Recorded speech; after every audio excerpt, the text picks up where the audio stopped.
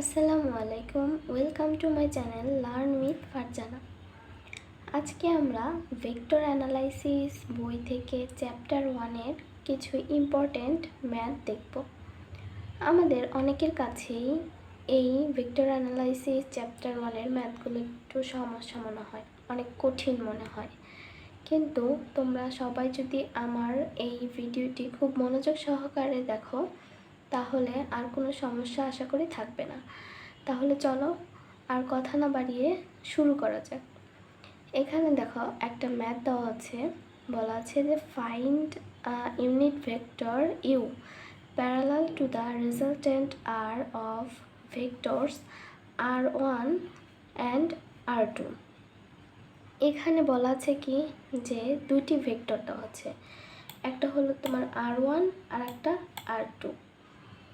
এখন এই দুটি ভেক্টরের রেজাল্ট্যান্ট হচ্ছে আর রেজাল্ট্যান্ট আর বলা আছে, আর এর ইউনিট ভেক্টরটি আমাদের বের করতে বলেছে। তাহলে এখানে আমাদের দুইটি জিনিস খেয়াল করতে হবে, যে একটা হচ্ছে ইউনিট ভেক্টর আর একটি হচ্ছে রেজাল্ট্যান্ট। আমাদের প্রথমে আগে কাজ কি, যে এই দুটি ভেক্টরের রেজাল্ট্যান্টটা বের করে নিতে হবে, তারপরে আমরা তার ইউনিট ভেক্টরটি বের করতে পারবো। তাহলে এখন চলো শুরু করা যাক। এখানে দেখো সলিউশন গিভেন দ্যাট কি দেওয়া আছে, যে r1 ইকুয়াল টু একটা ভেক্টর, r2 ইকুয়াল টু একটা ভেক্টর। এবার এর রেজাল্টেন্টটা আমরা বের করে নিব। তাহলে এখানে দেখো রেজাল্টেন্ট মানে আমরা কি জানি, যে দুইটি ভেক্টর, এটা হচ্ছে লব্ধি। তাহলে লব্ধি হলো দুইটি ভেক্টরের যোগফল, অর্থাৎ এই r1 এবং r2 যদি আমরা যোগ করি তাহলে এর রেজাল্টেন্টটি আমরা পেয়ে যাব। তাহলে রেজাল্টেন্ট r ইকুয়াল টু কী হবে, r1 প্লাস r2। এবার খেয়াল করি, আমরা যদি r1 এবং r2টা প্লাস করি, এই নর্মাল যে আমরা যেভাবে প্লাস করি সেই একইভাবে আমরা প্লাস করতে পারি। এখানে 2i ক্যাপ আছে, মানে 2i মাইনাস i, তার মানে 2 থেকে যদি একটা i আমরা মাইনাস করি তাহলে একটা i। এরপর 4 থেকে যদি 2 মাইনাস করি তাহলে প্লাস 2j। এবার মাইনাস 5 আর প্লাস 3 যদি ক্যালকুলেশন করি তাহলে আমাদের হবে মাইনাস 2k ক্যাপ। এভাবে আমরা রেজাল্টেন্টটি বের করতে পারবো। এবার আমাদের কাজ হচ্ছে ইউনিট ভেক্টরটি আমাদের বের করে নিতে হবে। কিন্তু আমরা কি জানি যে ইউনিট ভেক্টর কি? ইউনিট ভেক্টর হচ্ছে কোনো ভেক্টরের ইউনিট ভেক্টর যদি বের করতে চাই তাহলে তার ওই ভেক্টরটিকে আমাদের তার মান দিয়ে ভাগ করতে হবে। যদি কোনো ভেক্টরকে ওই ভেক্টরের মান দিয়ে আমরা ভাগ করি তাহলে সেটি তার ইউনিট ভেক্টর। এখন এখানে দেখো আমরা এই ভেক্টরটি আমরা পেয়ে গিয়েছি, এখানে কিন্তু আমরা ভেক্টরটি পেয়ে গিয়েছি। এখন আমাদের কাজ এই ভেক্টরের মান নির্ণয় করব। ভেক্টরের মান কিভাবে নির্ণয় করে? ভেক্টরের মান নির্ণয়ের জন্য আমাদের ফর্মুলা হচ্ছে, এখানে ভেক্টরের আই ক্যাপ, জে ক্যাপ এবং কে ক্যাপের সাথে যে সহগগুলো আছে এই সহগগুলোর উপরে স্কোয়ার করব। স্কোয়ার করে সবগুলো যোগ করব এবং টোটালটাকে আমরা রুট ওভার করে দেব। তাহলে আমাদের কাজ কি, এখানে দেখো যে আয়ের সাথে আমাদের সহগ কি আছে, এখানে সহগ আছে 1, কিছু নেই যেহেতু তার মানে 1, তাহলে 1-এর উপর স্কোয়ার। এখানে যে সাথে সহগ আছে কি প্লাস 2, তাহলে প্লাস 2-র উপর স্কোয়ার। এখানে কে সাথে সহগ আছে কি মাইনাস 2, তাহলে মাইনাস 2-র উপর স্কোয়ার। এবার টোটালটাকে যদি আমরা স্কোয়ার করে যোগ করি এবং রুট করে দিই, ক্যালকুলেশন করলে এখানে আসবে কত 3। তাহলে আমরা এই ভেক্টর এবং ভেক্টরের মানটি পেয়ে গিয়েছি। এবার ইউনিট ভেক্টর আমরা সরাসরি এখানে যদি আমরা এই মানটি বসিয়ে দিই, যে আর ভেক্টরের মান কী ছিল, যে I cap plus 2j cap minus 2k cap divided by এখানে আর এর মানটা কি 3, এখানে 3। তাহলে এটি আমাদের সেই কাঙ্ক্ষিত অ্যান্সার। তাহলে আমরা খুব ইজিলি এই ম্যাথটা কিন্তু সলভ করতে পারি এভাবে। তাহলে আমি আশা করি যে যদি তোমাদের দুটি ভেক্টর দেওয়া থাকে এবং তাদের কোনো রেজাল্টেন্ট চাওয়া হয় বা তাদের কি ইউনিট ভেক্টর চাওয়া হয়, তাহলে কিন্তু আমরা খুব সহজেই এটি সলভ করতে পারবো।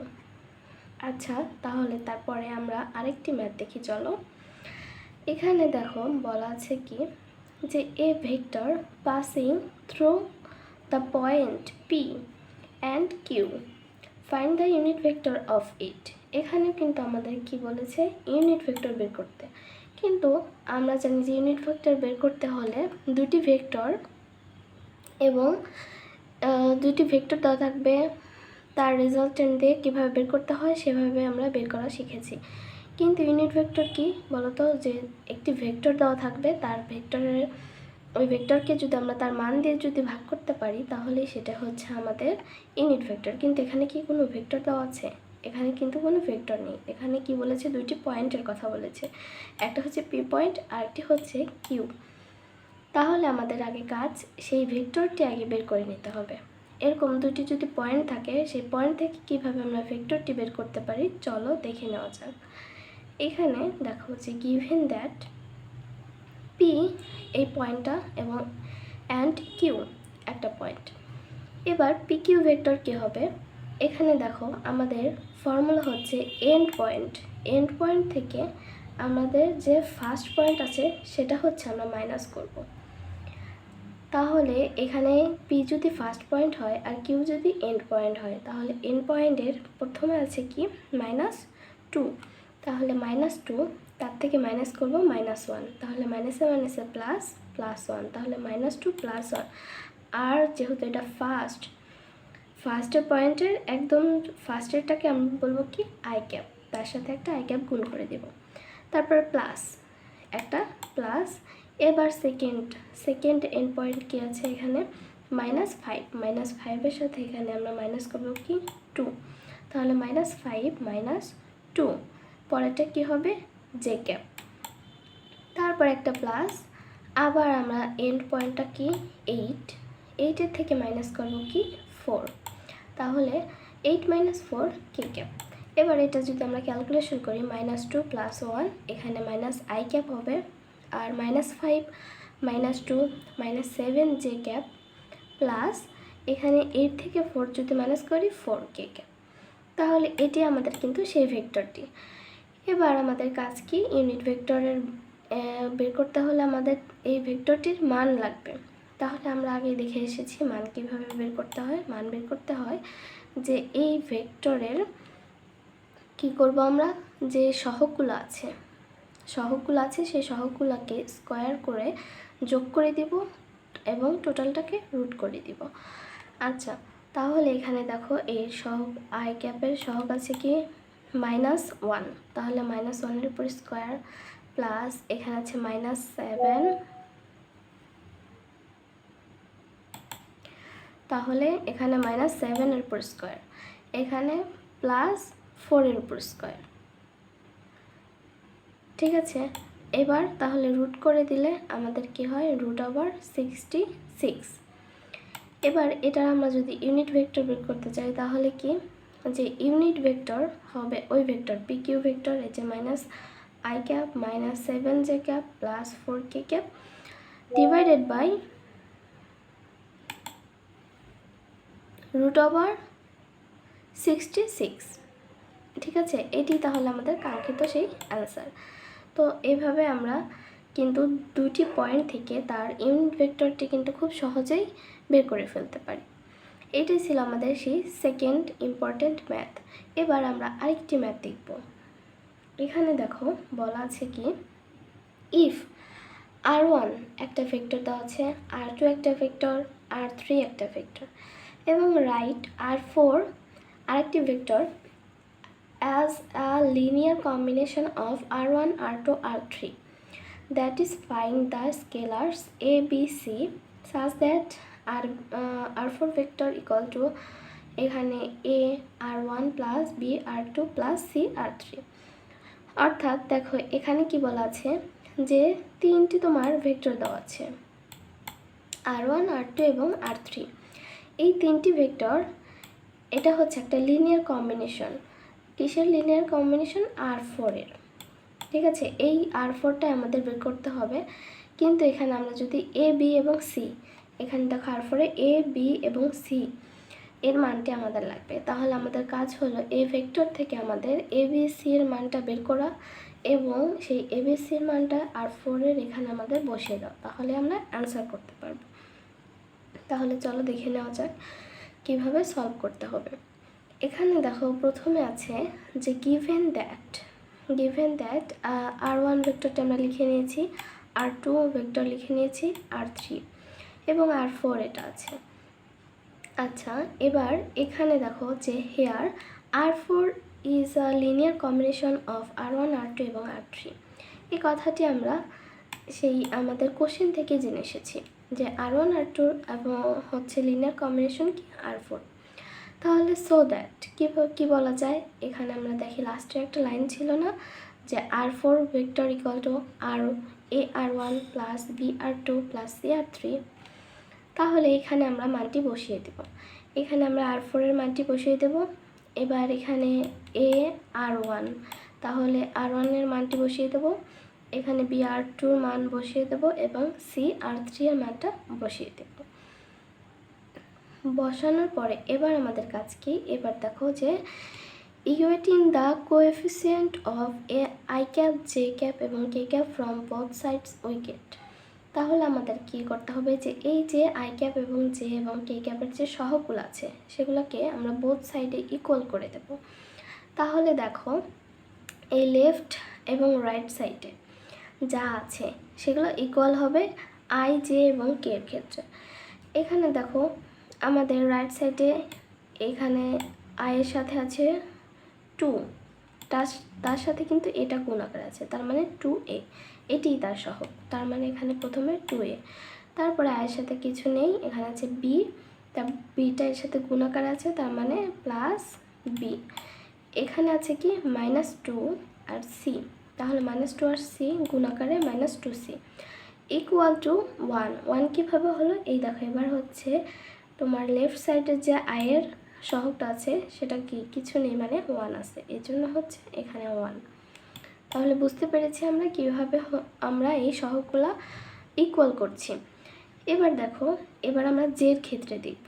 প্রথমটাতে কি i এর ক্ষেত্রে দেখেছি, এবার জের ক্ষেত্রে এখানে কি আছে যে -j, আর এটা তো গুণ আকারে আছে, তার মানে -a হবে। তারপরে কি আছে -3j, এখানে -3j আর b, তাহলে গুণ করলে কি হবে -3b। এখানে কি আছে প্লাস j আর হচ্ছে c, তাহলে প্লাস c, আর এখানে যে সহগ কি আছে ইকুয়াল দিয়ে 3, তাহলে আমরা এই 3।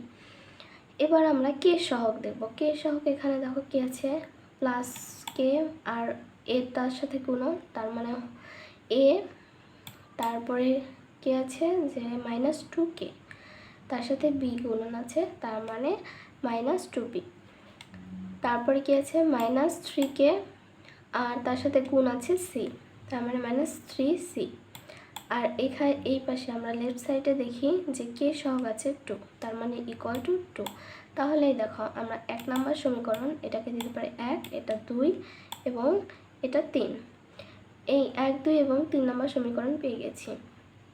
এবার আমাদের কি কাজ, এইগুলাকে আমরা ক্যালকুলেশন করব, এগুলা ক্যালকুলেশন করে আমাদের a b এবং c মানটা বের করতে হবে। খুব ইজিভাবে আমরা কিন্তু করতে পারি, তোমরা যেভাবে ইচ্ছা, যে সমীকরণ থেকে ইচ্ছা এটা কিন্তু ক্যালকুলেট করে বের করতে পারো। তাহলে আমরা এখানে দেখতে পারি কি যে এখানে দেখো c, এটা আলাদাভাবে আছে, মানে এর সাথে কোনো সহগ নেই, মানে 1 আছে, তাহলে এই cটাকে আমরা আলাদা করতে পারি, আর এই সির এই পাশে যেগুলো আছে সেগুলোকে মাইনাস আছে, এই পাশে গেলে আমাদের কি প্লাস হয়ে যাবে। তাহলে এই 2 নাম্বার থেকে আমরা এই 4 সমীকরণটা কিন্তু পেতে পারি। এবার putting the value of C in equation 1 we get, তাহলে সির যে আমরা ভ্যালুটা পেয়েছি সেটা আমরা 1 নম্বর সমীকরণে বসিয়ে দেব। তোমরা কিন্তু ইচ্ছে করলে এখানে 2 নম্বর সমীকরণেও 3 নম্বর সমীকরণে কিন্তু বসিয়ে দিতে পারো। আচ্ছা, তাহলে আমরা যদি 1 নম্বর সমীকরণে বসাই, তাহলে দেখো এখানে 2a প্লাস b -2, এখানে ছিল c, তারা সির পরিবর্তে আমরা কিন্তু এই যে যা পেয়েছি, এই যে সির পরিবর্তে আমরা যে মানটা পেয়েছি এই মানটা বসিয়ে দিয়েছি ইকুয়াল টু 1। ঠিক আছে, এবার ইকুয়াল টু 1, তারপরে এখানে কি যে 2a প্লাস b মাইনাস, এটা যদি গুণ করে যাই 2a minus 6b minus 6 equal to 1। এবার যদি এটা ক্যালকুলেশন করি, দেখো 2a আর মাইনাস 2a এটা তো কাটাকাটি হয়ে যায়, এখানে হচ্ছে minus 6b plus b minus 5b, আর এখানে যোগ করে দিলে 7 আসে, আর b এই পাশে 5টা এর সাথে গুণ আছে, এ পাশে গেলে ভাগ, তাহলে মাইনাস 7/5। এভাবে আমরা b এর মানটা কিন্তু পেয়ে গিয়েছি। এবার putting the value of b and c in equation 3 we get, এবং b এবং c এর মানটা যদি আমরা বসিয়ে দিই, দেখো প্রথমে c এর মানটা আবার বসিয়ে দিয়েছি, এখানে এই 3টা গুণ আকারে আছে, দেখো 3a মাইনাস 9b মাইনাস 9, আর এখানে যদি ক্যালকুলেশন করি তাহলে মাইনাস 2a আর মাইনাস 11b আসে, আর এবার 11। তাহলে এখানে দেখো যে b a আর b আছে, আমরা তো b এর মানটা পেয়েছি, b এর মানটা কি পেয়েছি বলো তো, মাইনাস 7/5, ওই মাইনাস 7/5 বসিয়ে দিয়েছি। এবার এটা তো গুণ আকারে আছে, তাহলে হচ্ছে 11 আর 7 যদি গুণ করি তাহলে 77/5। এখানে এটা প্লাস আছে, এই পাশে যদি নিয়ে যাই তাহলে মাইনাস। এবার যদি আমরা এটা লসাগু করে ফেলি তাহলে দেখো 5 নিচে আসবে কি 5, আর উপরে যদি ক্যালকুলেট করো তাহলে 22। এবার a ইকুয়াল টু এখানে আছে কি যে -2টা যদি এই পাশে যায় তাহলে এখানে ভাগ হয়ে যায়, আর এই মাইনাসে তো উঠে যায়। তাহলে এবার 2 দিয়ে এটাকে যদি আমরা কি করি, কাটাকাটি করতে পারি, 2 দিয়ে 22কে কাটাকাটি করলে 11 আসে। এবার 11/5, তাহলে আমরা কিন্তু এর মানটা পেয়ে গেছি 11/5। এবার আমাদের শুধু সির মানটা পেয়ে গেলে হয়ে যাবে। এখানে putting the value of a and b in equation 4 যেহেতু আমরা সিকে আলাদাভাবে রেখেছিলাম, এবার এই ইকুয়েশনে যদি আমরা a এবং b এর মানটা বসিয়ে দিই, তারপরে ক্যালকুলেশন করি, তাই আমরা সির মানটা পেয়ে যাব। দেখো এখানে লসাগু আসে 5, তারপরে 11, এবার 3 7 গুণ করলে হয় 21, প্লাস এই দেখো এখানে 5 আর 3 গুণ করলে কি হবে 15। তারপরে এটা যদি ক্যালকুলেশন করি উপরে হবে 5/5, কাটাকাটি করলে এখানে 1। তাহলে আমরা কিন্তু a b এবং c দুইটার মানে পেয়ে গেছি। এবার আমাদের কাজ কি, এই তিনটা যে মান পেয়েছি, এই তিনটা মানকে আমরা এই সমীকরণে বসিয়ে দেব। তাহলে দেখো যে সলিউশনিং দ্য অ্যাবভ ইকুয়েশন, এই উপরের যে সলিউশন করে ফেলেছি, এর মাধ্যমে আমরা পেয়েছি কি a equal to 11/5, b equal to -7/5 and c equal to 1। তাহলে এই যে ফার্স্টে যে আমাদের সমীকরণ ছিল R4 ভেক্টরের, সেখানে এর জায়গায় আমরা এর মানটা বসাবো, b এর জায়গা b এবং c এর জায়গা c। যেহেতু c ইকুয়াল টু 1, তার মানে এখানে কিছু না লিখলেও চলবে। তাহলে এটাই আমাদের সেই অ্যান্সার। তো এই ছিল আমাদের চ্যাপ্টার 1-এর কিছু ইম্পর্টেন্ট ম্যাথ। আমি আশা করি তোমরা এখন যে কোনো ম্যাথ, এই টাইপের যে কোনো ম্যাথ সলভ করে ফেলতে পারবে। তো আজকে আর নয়, আজকে এই পর্যন্তই। আল্লাহ হাফেজ সবাইকে।